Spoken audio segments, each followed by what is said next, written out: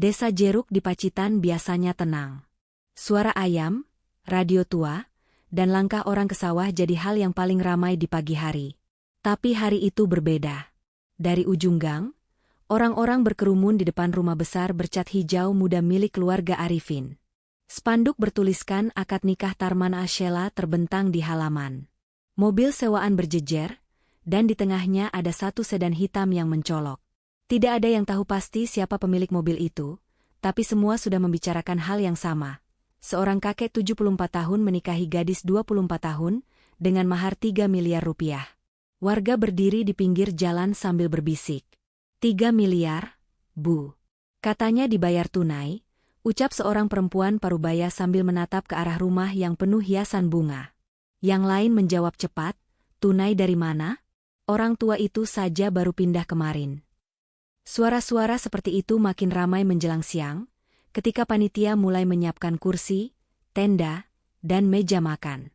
Tak ada yang benar-benar percaya, tapi tak ada juga yang berani menyangkal, karena semua melihat langsung undangan mewah yang tersebar di grup WhatsApp warga. Di dalam rumah, Sheila duduk diam di kursi rias. Gaun putih sederhana menutupi tubuhnya. Tangannya dingin. Ibunya berdiri di belakang, menatap cermin dengan mata yang campur antara bangga dan ragu. "Nak, kau yakin?" tanya ibunya dengan suara rendah. Sheila hanya mengangguk pelan.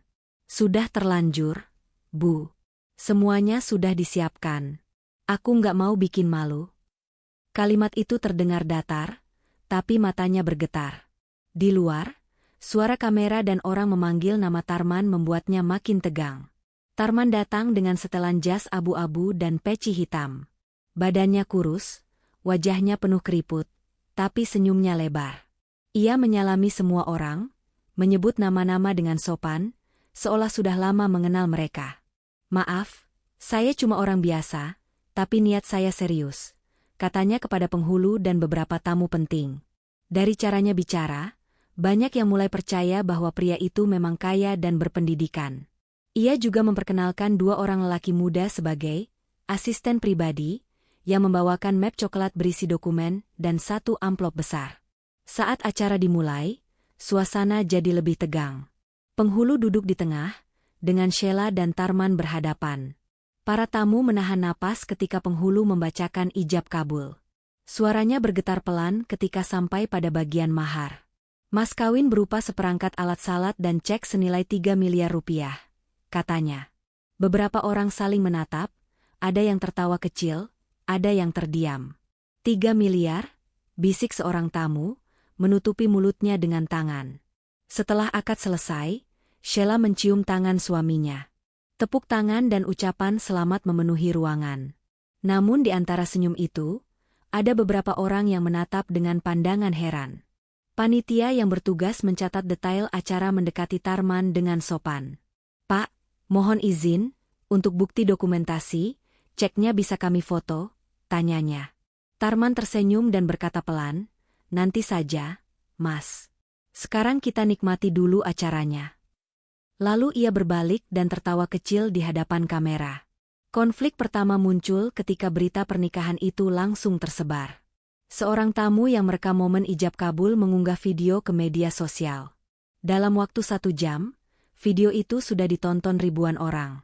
Kolom komentar penuh dengan kalimat tak percaya. 3 miliar? Serius ini? Dan, cewek cantik banget. Kok mau ya? Mendominasi. Di desa, warga mulai membicarakan kemungkinan bahwa keluarga Sheila sengaja menerima lamaran karena tergiur uang. Di warung kopi, beberapa pria membahasnya sambil tertawa. "Kalau aku yang ditawari 3 miliar, aku juga mau," ujar salah satu dari mereka. Konflik kedua datang dari dalam keluarga sendiri. Ayah Sheila, Pak Arifin, duduk di ruang tamu dengan wajah cemas. Ia tak bisa berhenti memandangi map kecil tempat Tarman menaruh dokumen. "Kau yakin dia orang jujur?" tanyanya pada istrinya. "Katanya dia punya perusahaan." "Pak," jawab sang istri dengan pelan. "Kau lihat sendiri, dia datang pakai mobil besar, bawa 2 orang ajudan." Arifin hanya menghela napas panjang. Dalam hatinya, ada rasa bangga bercampur takut. Ia tahu anaknya kini jadi bahan pembicaraan seluruh desa. Konflik ketiga muncul dari pihak panitia yang kebingungan soal biaya tambahan. Seorang anggota panitia, Rudy, datang ke ruang keluarga untuk menagih sisa pembayaran dekorasi dan dokumentasi. "Maaf, Pak Tarman, untuk sisa biaya ini masih ada 5 juta lagi," katanya sopan. Tarman menepuk bahu Rudy, tersenyum. "Santai saja, Mas. Nanti sore saya bayar semuanya. Saya mau kasih bonus juga, biar senang." Rudy mengangguk, tapi dalam hatinya muncul rasa ragu. Ia sempat melihat ke dalam map coklat yang dibawa Tarman tadi, dan isinya hanya satu lembar kertas putih dengan tulisan samar. Konflik keempat datang dari penghulu. Setelah acara usai, ia memanggil panitia ke sudut ruangan. "Tadi waktu ijab, saya dengar jelas, mahar berupa cek 3 miliar. Tapi saya nggak lihat cek itu." Panitia terdiam. Salah satu mencoba menenangkan. "Mungkin nanti diserahkan, Pak. Tadi katanya mau disimpan dulu." Penghulu menggeleng. "Saya cuma takut nanti kalau ada masalah hukum. Ini nominal besar, Mas. Belum pernah saya dengar." Mereka sepakat untuk diam dulu, karena suasana masih ramai dan tamu mulai makan di luar tenda. Sementara itu, Sheila duduk di kursi pengantin. Ia tersenyum ke tamu-tamu yang datang, tapi matanya kosong. Setiap kali Tarman menatapnya, ia hanya menunduk. "Kau tegang, ya?" bisik Tarman dengan nada pelan tapi tegas. "Enggak, Pak. Cuma capek," jawab Sheila tanpa menatapnya. Tarman menepuk punggung tangannya dan berkata, "Tenang saja, semua sudah beres. Setelah ini hidupmu berubah." Kalimat itu membuat dada Sheila terasa sesak, entah karena lega atau takut. Konflik kelima muncul menjelang sore, saat acara sudah hampir selesai. Seorang pemuda dari panitia dokumentasi datang, membawa hasil rekaman cepat, dan memperlihatkannya ke keluarga Sheila. "Bu, videonya sudah jadi. Tadi saya upload cuplikan ke akun acara, biar banyak yang lihat." Ibu Sheila awalnya senang. Tapi ketika melihat jumlah penonton yang terus bertambah dan komentar yang mulai kasar, ia jadi gelisah. "Hapus dulu, Nak. Nanti saja kalau sudah sepi," katanya. Namun sudah terlambat. Video itu tersebar di berbagai platform. Menjelang malam, suasana mulai berubah. Tamu pulang satu persatu, meninggalkan sampah bungkus makanan dan bunga layu di halaman. Panitia membereskan kursi, sementara Tarman sibuk menerima telepon di sudut ruangan. "Ya, semua lancar. Nanti saya ke kota," katanya singkat sebelum mematikan ponsel. Ia lalu mendekati Pak Arifin yang sedang duduk. "Terima kasih, Pak. Keluarga Anda baik sekali. Saya janji, besok saya lunasi semua yang belum saya selesaikan." Arifin hanya mengangguk, meski pikirannya penuh tanya. Malam itu, Sheila masuk ke kamar pengantin. Di luar, suara jangkrik terdengar keras. Ia duduk di tepi ranjang, memandangi gaun putihnya yang kini kusut. "Bu, aku takut," katanya pelan. Ibunya menghampiri, menepuk bahunya. "Takut kenapa? Orangnya baik, kan?" Sheila menunduk. "Aku nggak tahu. Dari tadi aku merasa semua ini aneh. Terlalu cepat." Ibunya terdiam, lalu berkata, "Sudah, jangan pikir aneh-aneh. Kau istri sah sekarang. Yang penting, dia bertanggung jawab." Di ruang tamu, Pak Arifin masih menatap map yang ditinggalkan di meja. Ia membukanya perlahan. Isinya hanya selembar kertas yang tertutup plastik bening, tanpa tulisan jelas. "Ini apa?" gumamnya. Ia mencoba membaca tapi huruf-hurufnya kabur. Ia memutuskan menutup map itu kembali dan menaruhnya di lemari. "Besok pagi saja aku tanyakan," ujarnya pelan. Di luar rumah, beberapa warga masih berdiri membicarakan acara tadi. Katanya tadi penghulu sempat ragu. "Ya?" tanya seseorang. "Iya, tapi kan sudah sah. Yang penting ijab kabulnya lancar," jawab yang lain. Namun dari cara mereka berbicara, rasa ingin tahu masih belum hilang. Malam makin larut. Lampu-lampu pesta padam satu persatu. Hanya tersisa cahaya dari rumah pengantin yang redup. Di dalam kamar, Sheila berbaring sambil menatap langit-langit. Ia mendengar langkah kaki pelan di luar pintu, lalu suara pintu dibuka perlahan. Kau belum tidur? Suara Tarman terdengar pelan tapi jelas. Belum, Pak, jawab Sheila. Tarman berjalan masuk, duduk di kursi, dan memandangnya lama. Aku bahagia hari ini. Kau perempuan yang aku cari. Setelah ini, hidup kita tenang, katanya. Sheila hanya mengangguk, berusaha tersenyum. Tapi di dalam dadanya, rasa dingin menjalar pelan. Di luar kamar, angin malam bertiup membawa sisa wangi bunga melati dari pelaminan. Di ruang tamu, map coklat masih tergeletak di atas meja, tertutup rapi seolah tidak ada yang salah. Tapi entah kenapa, semua orang di rumah itu tidur dengan perasaan tidak tenang. Tidak ada yang bisa menjelaskan mengapa pernikahan yang seharusnya membawa bahagia justru meninggalkan sunyi yang berat. Seolah ada sesuatu yang belum selesai, tapi belum ada yang berani menanyakannya. Angin malam itu masih berhembus, membawa wangi melati dari pelaminan yang belum dibongkar. Wangi itu masih sama seperti malam pertama Sheila resmi menjadi istri Tarman, tapi rasanya sudah berbeda. Ada semacam dingin yang tak lagi tenang, seperti sesuatu yang menggantung di udara tanpa penjelasan. Di kamar, Sheila belum tidur. Matanya menatap langit-langit, memikirkan ucapan Tarman yang malam itu terus terulang di kepalanya. Hidup kita akan tenang. Kalimat itu anehnya malah membuatnya gelisah. Pagi datang perlahan. Sisa bunga di halaman sudah layu. Ibunya membuka jendela, membiarkan sinar matahari masuk, tapi suasana rumah justru terasa suram. Tarman sudah pergi sejak subuh dengan alasan ingin mengurus beberapa urusan perusahaan di kota. Sheila hanya menatap mobil yang menjauh tanpa banyak bicara. Dari balik pagar, beberapa tetangga berbisik. Orangnya ramah, tapi aneh. Cepat sekali pergi. Iya, katanya ke bank besar di kota. Katanya mau urus mahar itu. Bisik-bisik itu terus terdengar sampai suara mobil menghilang. 2 hari kemudian, keluarga Sheila berangkat ke bank di Pacitan untuk mencairkan cek 3 miliar yang diberikan Tarman. Mereka datang pagi-pagi, membawa map coklat yang disimpan rapi sejak hari pernikahan. Suasana bank ramai, pendingin ruangan dingin sekali, dan semua orang melihat aneh ketika Pak Arifin menyerahkan cek dengan angka yang begitu besar. Petugas teller membaca, lalu menatap layar komputernya dengan wajah kaku. Maaf, Pak, tapi nomor rekening ini tidak valid, katanya dengan sopan. Arifin mencoba tersenyum, mungkin sistemnya salah? Ini cek dari CEO perusahaan Laguna Group, pasti bisa dicek ulang. Petugas itu menelan ludah, lalu memanggil atasannya. Setelah 10 menit menunggu, jawaban tetap sama, rekening itu tidak terdaftar di bank manapun. Sheila berdiri di belakang ayahnya, jari tangannya gemetar memegang tas kecil. Bagaimana, Pak? Tanyanya pelan. Arifin tidak menjawab.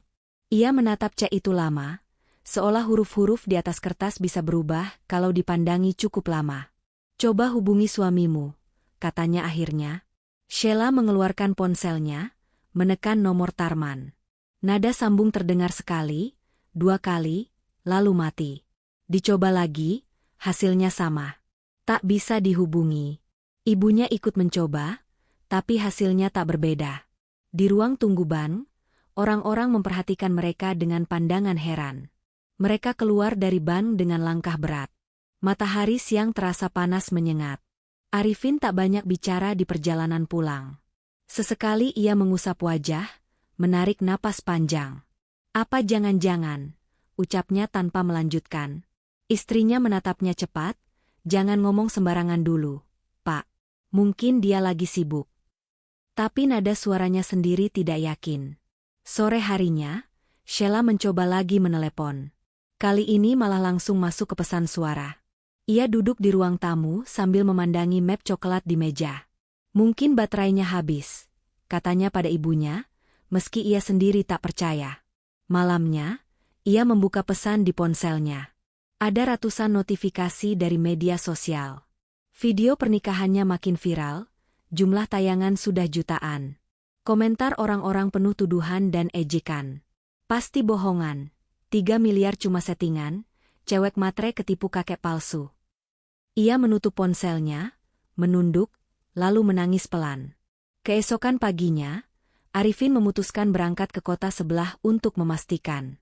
Ia membawa alamat kantor yang tertera di kartu nama Tarman, Laguna Group, Jalan Veteran nomor 4. Sheila ingin ikut, tapi ayahnya melarang.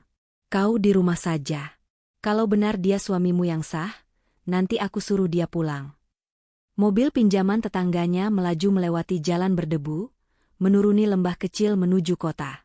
Di depan gedung yang seharusnya menjadi kantor perusahaan besar itu, Arifin berhenti. Gedungnya kosong, cat dinding mengelupas, papan nama pudar. Seorang penjaga tua keluar dari pos depan. Permisi, Pak, perusahaan Laguna masih di sini? Tanya Arifin. Penjaga itu menggeleng. Nggak ada perusahaan itu, Pak. Ini dulu kantor asuransi, sudah tutup 3 tahun lalu. Arifin tercekat. Ia menunjukkan kartu nama Tarman. Penjaga itu menatap sekilas lalu tersenyum miris. Sudah banyak yang tanya nama itu. Katanya dia sering pakai alamat sini buat nipu. Arifin merasa lututnya lemas. Ia pamit, lalu duduk lama di mobil, menatap kertas alamat yang kini terasa seperti lelucon kejam. Sementara itu, di rumah, Sheila menerima tamu dari vendor dokumentasi. Rudy datang membawa nota dan flash disk. Bu, mohon maaf. Untuk pembayaran sisa acara kemarin masih kurang. Pak Tarman bilang mau transfer, tapi sampai sekarang belum masuk. Ibu Sheila mempersilakan duduk. Nanti kami hubungi dulu beliau. Rudy tersenyum kaku. Kalau boleh jujur, Bu, waktu acara kemarin saya sudah curiga. Dia cuma kasih uang muka 2 juta. Katanya setelah upload video baru dilunasi. Ia meletakkan nota di meja, lalu menambahkan, saya juga mau ambil kamera saya yang masih disimpan di sana. Katanya mau dipakai lagi, tapi saya butuh buat kerja. Sheila keluar dari kamar, mendengar percakapan itu. Mas, bisa kasih waktu?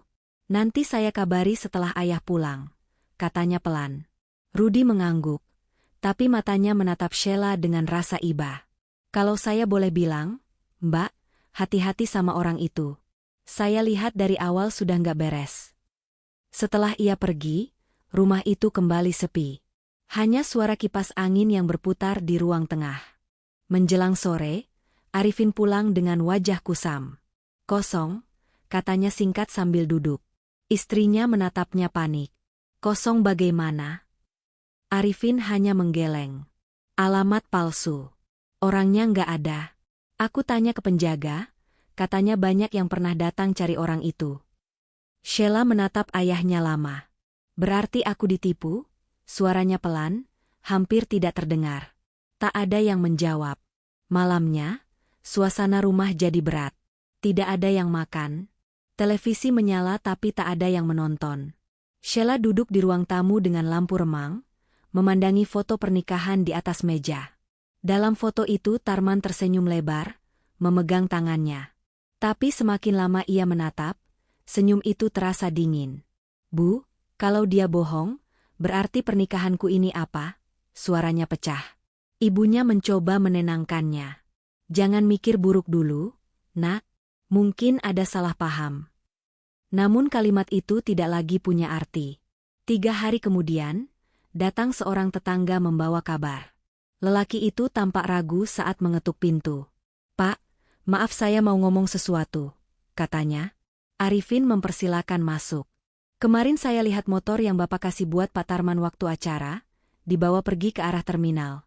Saya kira dia cuma keluar sebentar. Tapi sampai sekarang nggak balik. Ruangan langsung sunyi.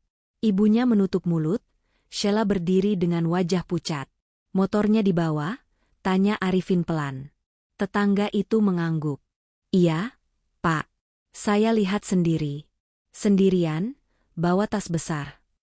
Malam itu, perdebatan terjadi di rumah. Aku bilang dari awal, ini nggak masuk akal, kata Arifin dengan suara meninggi. Orang tua 74 tahun, baru datang seminggu, langsung nikah, janji 3 miliar. Dan kita percaya. Ibunya menangis, memohon agar suaminya tenang. Sheila hanya duduk diam di sudut ruangan, wajahnya tanpa ekspresi. Ia tidak tahu harus marah kepada siapa. Kabar itu cepat menyebar ke warga. Di warung kopi, orang-orang membicarakan keluarga Sheila lagi. Katanya motornya dibawa lari, ucap seseorang. Loh, terus ceknya palsu ya? Sahut yang lain. Pasti ini cuma settingan. Biar viral. Sekarang panen malu sendiri. Percakapan seperti itu terdengar di mana-mana. Beberapa bahkan membuat video baru membahas kasus itu. Nama Sheila muncul di media sosial dengan komentar kejam. Cewek bodoh ditipu kakek tua, tulis seseorang. Ia membaca semua komentar itu malam harinya, lalu mematikan ponsel dengan tangan gemetar. Hari-hari berikutnya berjalan lambat. Rumah itu mulai jarang dikunjungi tetangga. Beberapa orang bahkan sengaja menghindar ketika keluarga Sheila lewat di jalan. Di dalam rumah, ketegangan semakin terasa. Arifin tidak lagi bicara banyak. Ia lebih sering duduk di teras malam-malam, menatap jalan kosong. Sheila kadang keluar, duduk di sampingnya tanpa kata. Pak, kalau ternyata dia bohong semua, apa aku masih istri sah? Pertanyaannya menggantung lama di udara. Arifin hanya menggeleng. Aku nggak tahu. Nak, aku benar-benar nggak tahu. Menjelang malam keempat, Sheila membuka kembali map coklat yang dulu disimpan ayahnya. Ia mengeluarkan cek itu, menatapnya lama di bawah cahaya lampu kamar. Kertasnya mulai kusam, tinta tanda tangan terlihat buram.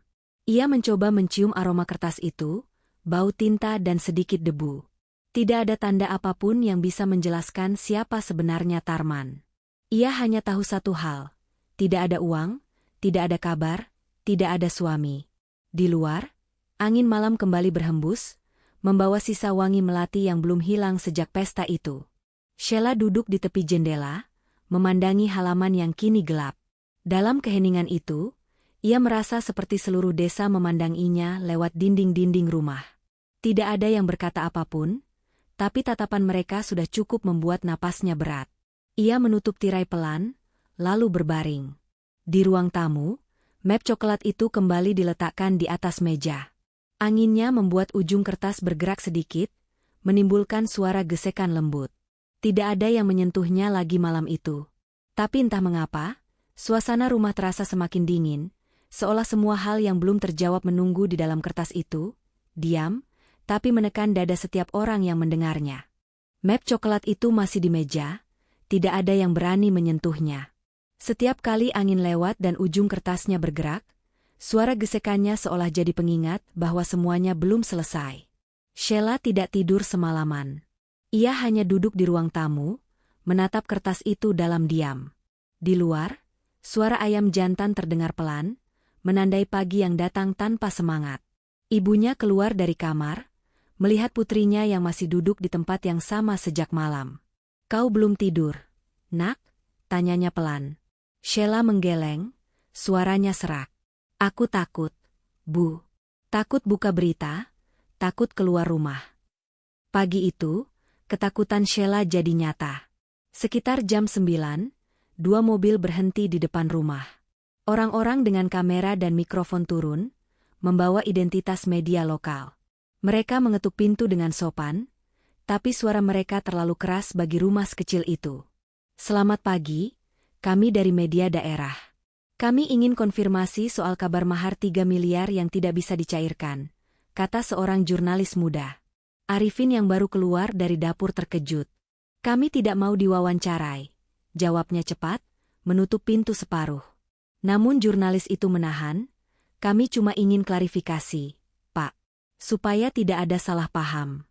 Sudah ramai sekali di internet. Suara mereka menarik perhatian warga. Beberapa orang mulai berkumpul di depan pagar. Ibu-ibu dari gang sebelah berdiri sambil berbisik, ada juga anak-anak yang menonton seolah sedang melihat tontonan baru. Sheila menatap dari balik tirai, wajahnya pucat. Pak, tolong suruh mereka pergi, katanya hampir berbisik. Arifin mencoba bersikap tenang, tapi suaranya terdengar kaku. Kami tidak mau berkomentar. Kami korban. Cukup itu saja. Namun begitu kamera dinyalakan, salah satu jurnalis terus bertanya, benarkah Pak Tarman membawa kabur motor keluarga? Apakah benar cek 3 miliar itu palsu? Arifin akhirnya menutup pintu keras-keras. Suara hentakannya membuat semua terdiam sejenak. Setelah rombongan itu pergi, suasana rumah menjadi berat. Kita jadi bahan tontonan, kata Arifin lirih. Ibunya duduk di kursi, menatap tanah. Orang-orang datang, padahal kita sendiri belum tahu kebenarannya. Di luar pagar, warga masih berdiri, membicarakan berita yang baru saja mereka lihat di ponsel masing-masing.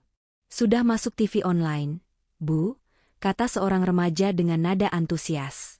Katanya istrinya sekarang stres. Kalimat itu terdengar jelas sampai ke dalam rumah. Sheila menutup telinganya dan berjalan cepat ke kamar. Sore harinya, televisi di rumah tetangga menayangkan berita yang lebih besar. Di layar, muncul foto Tarman tersenyum saat akad nikah. Suara pembawa berita terdengar datar. Kabar terbaru, pihak keluarga Tarman membantah tuduhan bahwa pria 74 tahun itu kabur setelah pernikahan. Mereka menyebut pasangan tersebut sedang berbulan madu di luar kota. Arifin menatap layar dengan dahi berkerut. Keluarga, gumamnya. Siapa keluarganya? Istrinya ikut menatap. Dia bilang dulu semua keluarganya sudah meninggal. Di bagian bawah layar, muncul tulisan, keluarga Tarman, tidak benar, semua fitnah. Lalu wawancara singkat dengan seorang perempuan parubaya yang mengaku adik Tarman. Abang saya tidak menipu siapapun. Dia hanya ingin menikah dengan baik. Sekarang mereka sedang berlibur. Jangan fitnah orang tua yang niatnya baik, ucap perempuan itu sambil menunduk pura-pura sedih. Wajahnya asing bagi keluarga Sheila. Aku tidak kenal perempuan itu, ujar Sheila pelan. Dia bohong. Suaranya tenang, tapi matanya penuh marah. Malamnya, rumah mereka kembali didatangi tamu. Kali ini bukan wartawan, tapi dua orang berseragam polisi. Salah satunya memperkenalkan diri sebagai penyidik dari Polres Pacitan. Kami datang untuk meminta keterangan, Pak. Banyak laporan dan pemberitaan yang simpang siur. Kami perlu data jelas. Arifin mempersilakan masuk. Di ruang tamu, map coklat yang jadi sumber masalah kembali dibuka. Polisi memeriksa dengan senter kecil, lalu mencatat sesuatu. Ini cek kosong. Pak, tidak ada nomor rekening aktif. Bisa jadi palsu. Sheila duduk di sudut ruangan, memperhatikan gerak tangan polisi. Pak, apa aku bisa kena masalah? Tanyanya pelan. Polisi itu menatapnya sebentar. Tidak, Mbak. Asal tidak ikut dalam rekayasa. Tapi kami perlu tahu, apakah Mbak benar-benar mengenal latar belakang suami Mbak ini? Sheila menggeleng cepat. Dia bilang punya perusahaan, ada karyawan, ada mobil kantor. Semua kelihatan meyakinkan. Polisi mencatat lagi, lalu berkata, kami akan menelusuri. Tapi tolong jangan tinggalkan rumah dulu. Kalimat itu menambah ketegangan di ruangan. Begitu polisi pergi, warga kembali berdiri di depan pagar. Ada yang berpura-pura lewat tapi matanya terus mengarah ke dalam rumah. Beberapa berbisik pelan, polisi datang, berarti benar ditipu. Atau jangan-jangan mereka bersekongkol. Kabar itu cepat menyebar. Malamnya, warung depan rumah ramai. Semua membicarakan hal yang sama. Uang 3 miliar, cek palsu, dan keluarga yang jadi bahan berita. Sheila mulai jarang keluar kamar. Ia takut melihat orang. Bu, semua orang menatapku seolah aku pelaku, ucapnya sambil menatap lantai. Ibunya berusaha menenangkan. Mereka cuma penasaran, Nak. Tapi Sheila menggeleng. Tidak, Bu. Mereka tidak penasaran. Mereka menikmati ini. Di luar, suara motor lewat dan berhenti sebentar. Ia mengintip dari jendela, melihat sekelompok anak muda tertawa sambil mengambil foto depan rumah. Bu, tolong matikan lampu ruang depan, katanya lirih. Sejak itu, malam-malam di rumah mereka selalu gelap. Keesokan paginya, perangkat desa datang. Pak Lurah, sekretaris, dan satu orang petugas membawa laptop. Kami mau bantu klarifikasi, Pak, kata Pak Lurah sopan.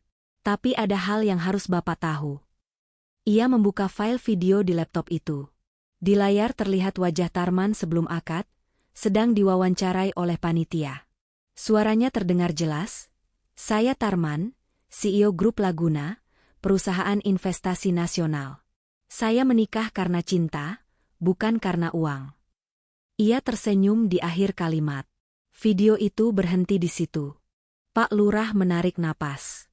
Kami sudah cek ke kantor wilayah dan dinas perizinan. Perusahaan dengan nama Laguna Group tidak terdaftar dimanapun.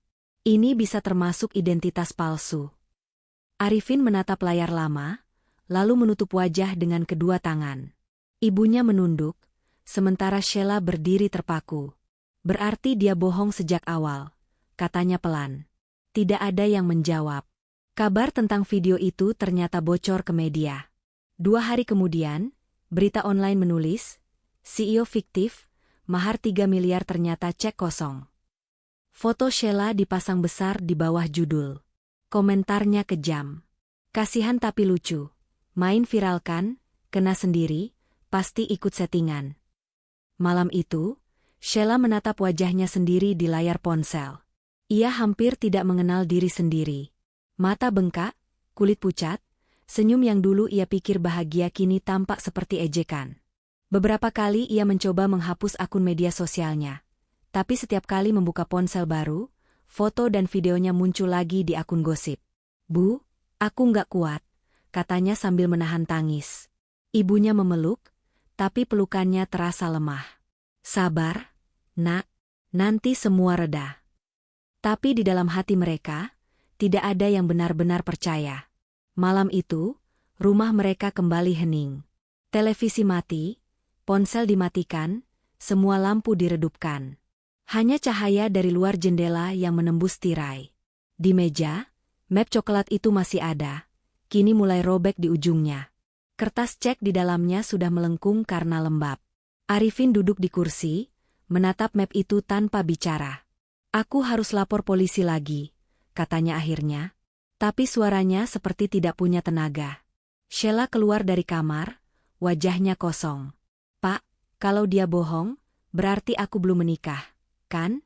Pertanyaannya pelan, tapi membuat ruangan seolah membeku.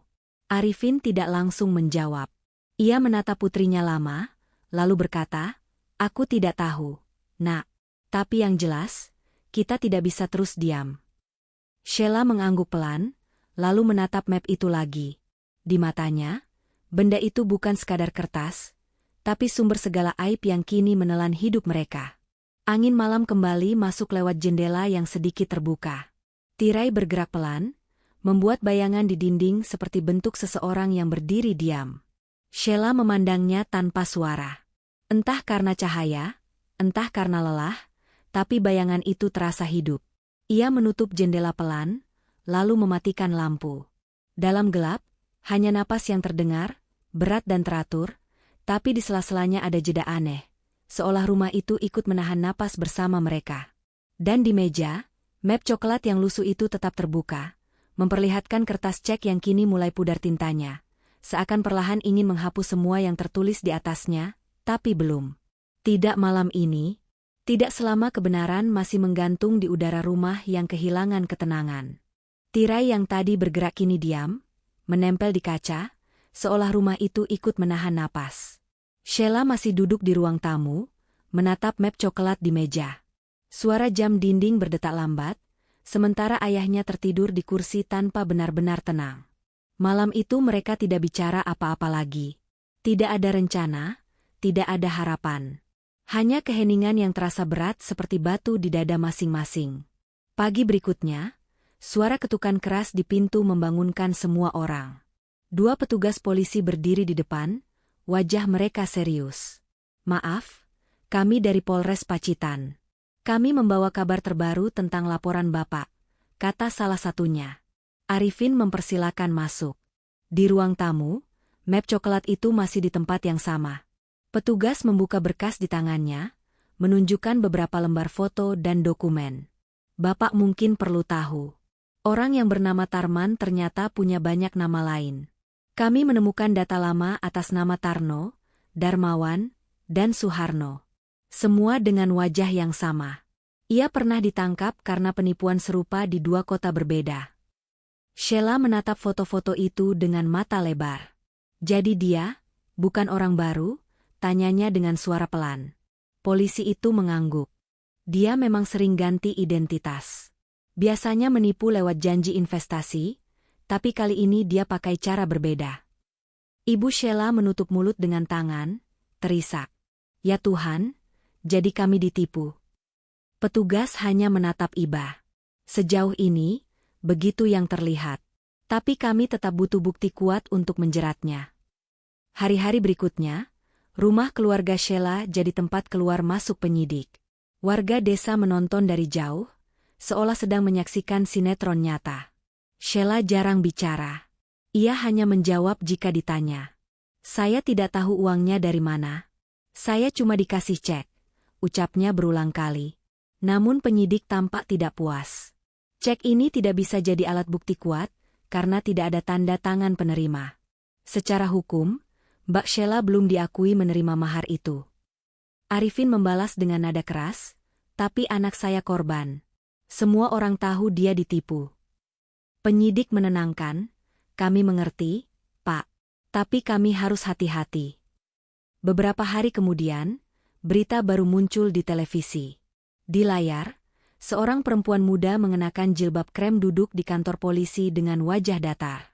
Teks di bawahnya tertulis, seorang wanita mengaku istri Sahtarman menunjukkan bukti pernikahan lama. Arifin memegang remote, menatap layar dengan pandangan kosong. Ini siapa lagi? Gumamnya. Perempuan itu berbicara pelan tapi jelas. Saya istri sah beliau sejak 2 tahun lalu. Kami belum bercerai. Jadi pernikahan dengan gadis muda itu tidak sah. Sheila berdiri di belakang ayahnya, tubuhnya kaku. Pak, berarti aku bukan, kalimatnya menggantung. Ibunya mendekat, menepuk bahunya pelan. Kau tidak salah, Nak. Tapi mata ibunya basah. Televisi terus menayangkan gambar perempuan itu sambil memperlihatkan surat nikah dengan nama asli Tarman, Tarno bin Suwondo. Suasana rumah kembali hening. Malamnya, rumah kembali kedatangan tamu. Kali ini Rudi, vendor dokumentasi, datang bersama 2 rekannya. Maaf, Pak, kami sudah menunggu lama.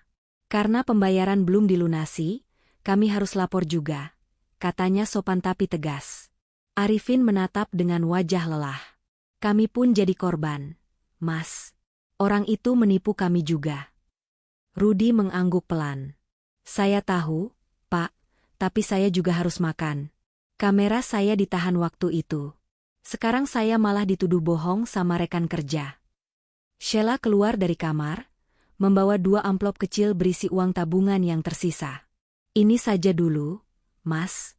Sisanya nanti kalau sudah ada kabar dari polisi, katanya pelan. Rudi menatapnya lama, lalu menerima dengan raut tak tega. Saya minta maaf juga, Mbak. Saya nggak bermaksud nambah beban. Tapi semua ini, bikin saya nggak bisa tidur juga. Setelah mereka pergi, Sheila duduk di kursi dan menangis tanpa suara. Keesokan paginya, penyidik datang lagi. Kami dapat informasi baru, kata salah satu petugas sambil membuka ponsel. Ia menunjukkan foto dari kamera CCTV kota lain. Dalam gambar buram itu, terlihat sosok pria tua memakai topi dan jaket gelap, berjalan di parkiran dengan membawa tas besar dan menuntun motor metik berwarna biru. Ini motor yang sama dengan laporan kehilangan Bapak. Arifin menatap layar itu dengan tangan mengepal. Di mana itu? Di Tulungagung, Pak. Dia tampak bersama seorang perempuan muda. Kami sedang menuju ke sana untuk penangkapan. Sheila menatap foto itu lama. Jadi dia hidup tenang di sana? Tanyanya datar. Polisi menatap Iba. Kami akan tangkap secepatnya. Dalam hati Sheila tidak tahu lagi harus marah atau lega. Ia hanya merasa hampa. Semua yang terjadi seolah terlalu berat untuk dipecahkan. Beberapa hari kemudian, berita baru muncul di televisi. Polisi berhasil menangkap pria bernama Tarman di sebuah rumah kontrakan di Tulungagung. Di layar, tubuh tua itu digiring ke mobil polisi, wajahnya tertunduk. Di sampingnya, seorang perempuan muda berusaha menutupi wajah dengan jaket. Pembawa berita membaca dengan suara datar, pelaku diketahui telah melakukan penipuan dengan modus pernikahan dan janji mahar fiktif. Korban bukan hanya satu.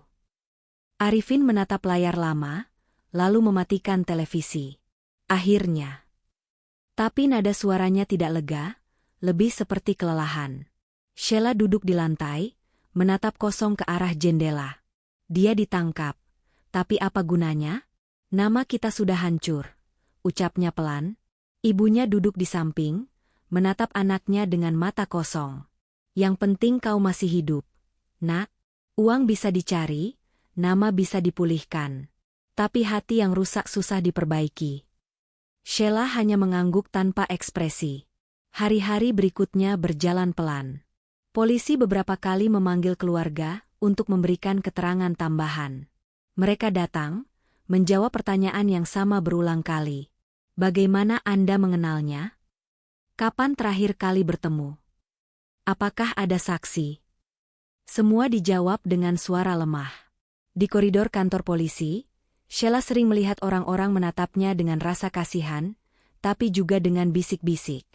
Itu yang nikah sama penipu 3 miliar, ya? Kalimat itu terus menempel di pikirannya bahkan setelah ia pulang. Di desa, suasana mulai berubah. Warga tidak lagi berbisik di depan rumah mereka, tapi juga tidak menyapa. Orang-orang seolah menjauh, takut dikaitkan.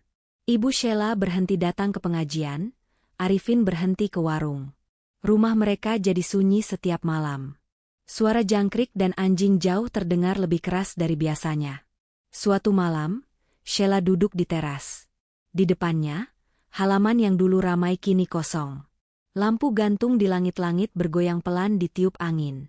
Ia menatap kegelapan lama, lalu berkata tanpa menoleh, "Bu, aku ingin pergi." Ibunya yang duduk di belakangnya hanya diam. "Di sini aku nggak bisa napas," lanjut Sheila. "Setiap orang melihatku seolah aku bagian dari kebohongan itu." Ibunya menatap ke tanah. "Kalau itu membuatmu tenang, pergilah. Tapi jangan lari dari dirimu sendiri." Kalimat itu sederhana tapi menancap dalam. Beberapa hari kemudian, Sheila mulai mengemasi barang. Tidak banyak yang dibawa, hanya beberapa baju, buku kecil, dan map coklat yang kini kosong.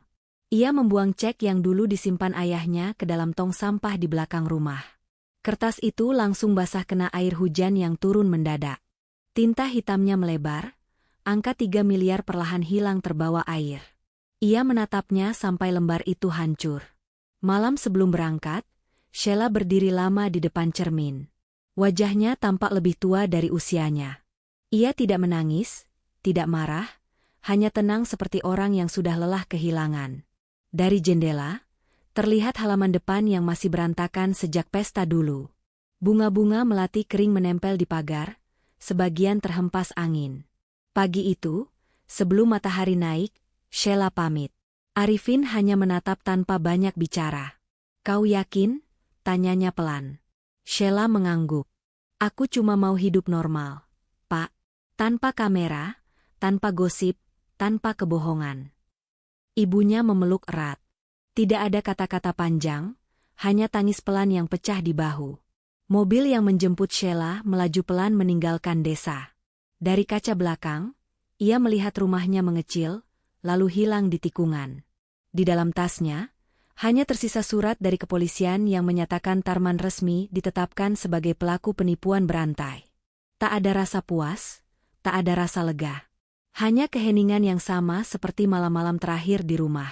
Di sisi jalan, papan bertuliskan, "Selamat datang di Pacitan," tertiup angin, bergoyang perlahan. Sheila menatapnya sebentar, lalu menutup matanya. Di kepalanya masih terngiang suara ayahnya malam itu, "Kita tidak bisa terus diam." Tapi kini semua sudah diam. Rumah, berita, dan bahkan dirinya sendiri. Dan ketika mobil terus melaju ke arah kota, bayangan rumah tua di desa Jeruk tertinggal jauh di belakang, bersama bau melati yang entah kenapa masih terasa samar di udara, wangi yang dulu menandai pernikahan, kini hanya jadi sisa dari kebohongan yang tak akan pernah bisa ditebus.